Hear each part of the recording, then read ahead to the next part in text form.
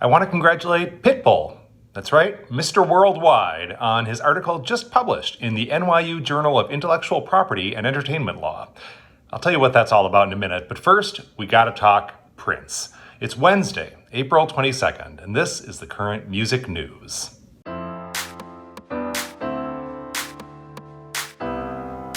I'm Jay. And I'm Jade, and just last night, Tuesday evening, CBS aired this Grammy tribute to Prince called Let's Go Crazy. It was hosted by Maya Rudolph, and pretty much anybody who is anybody in the music industry stopped by to give a little nod of appreciation to the Purple One. Some of the best moments, not just in my humble opinion, but kind of across the board, were Gary Clark Jr. and her. They kicked off the show with Let's Go Crazy, which is a great crowd pleaser opener.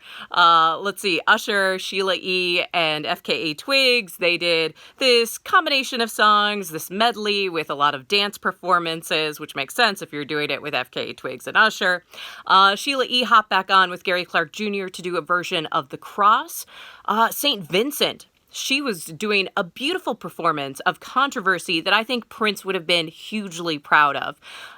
One of my all-time favorite moments, personally, was when Mavis Staples came onto the stage, backed by the Revolution. Wendy killed it on the solo, and Mavis Staples has a presence. I mean, she's a living legend, right?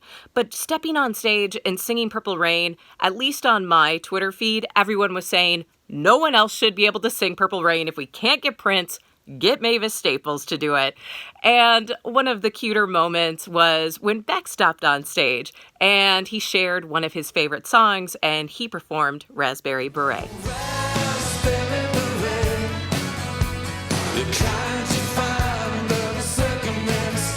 Raspberry Beret is a song I've loved since I was a kid.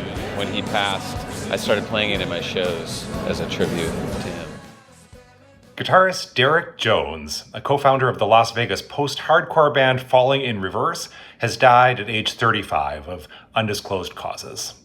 Falling in Reverse were popular festival attractions. They saw all four of their studio albums make the top 40 in the Billboard 200 album chart, and their 2011 debut, My Drug Is You, hit number 19 on that chart. In a tribute on Instagram, Falling in Reverse frontman Ronnie Radke wrote, quote, "Your spirit will be interwoven through the music I write forever. Rest in peace, Derek Jones. My heart is broken." And we've been talking a lot about musicians. How are they making money? How are they getting paid?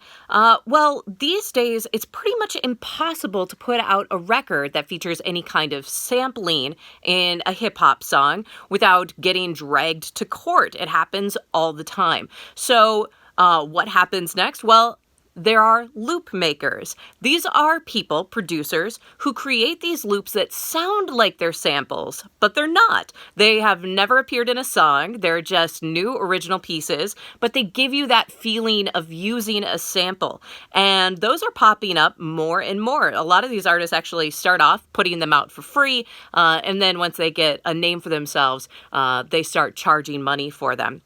But that's kind of a problem as well, because when you're sharing these free loops, well, people are going to use them. And there was actually a court case featuring Justin Bieber and Asher Monroe, where they were trying to figure out who copied whose song. Well, it turned out their producers both grabbed the same free loop from a producer in the UK.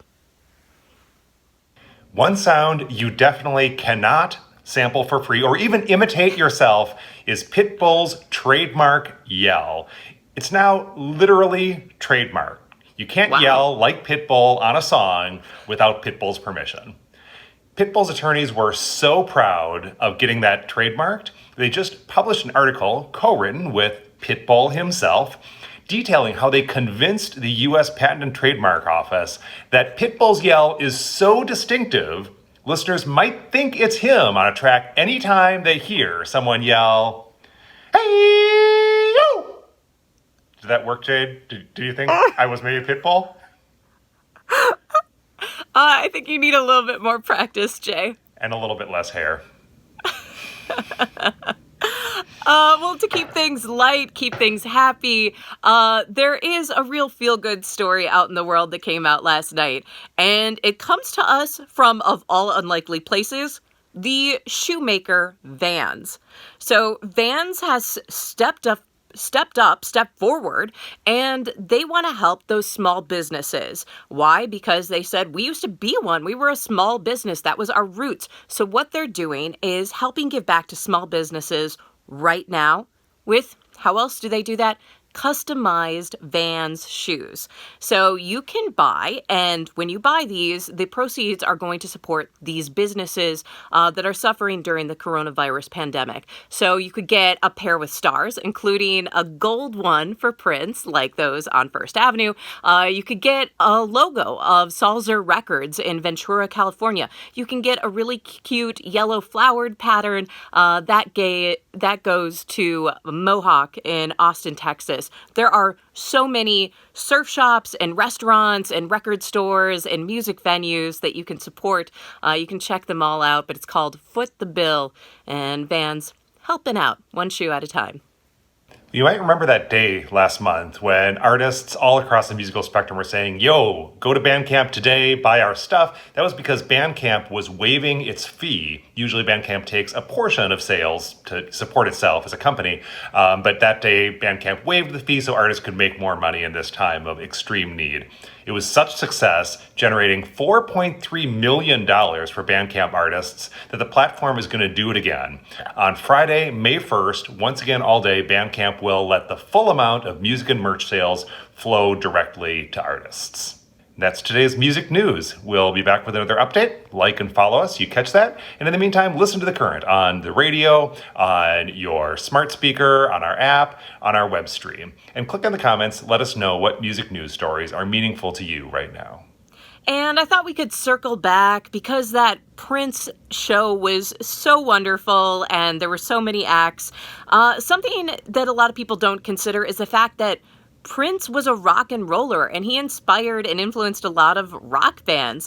One of those bands that loved Prince and appreciated his music, that would be Dave Grohl and Foo Fighters. And to show how rockin' one of Prince's songs are, they did their own version of Darling Nikki. She said, thank you.